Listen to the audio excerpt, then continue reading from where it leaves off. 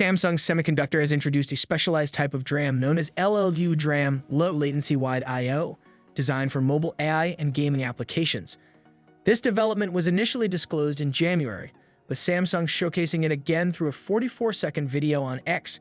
The LLU solution appears to be positioned alongside the CPU on a system-on-chip SoC, emphasizing its low-latency characteristics.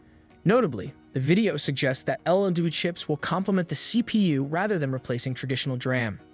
The specific timeframe for the integration of LLU DRAM into Samsung chipsets remains unclear, but there are speculations that the Galaxy S24 series could be the pioneer in adopting this technology. With Samsung gearing up for the launch of the S24 and positioning it as an A phone, featuring upcoming added functionalities like AI Live Translate Call, there's potential for the Galaxy S24 to serve as the debut platform for LLU DRAM. Samsung is anticipated to unveil the Galaxy S24 on January 17 in San Jose, and further details will be provided as they emerge.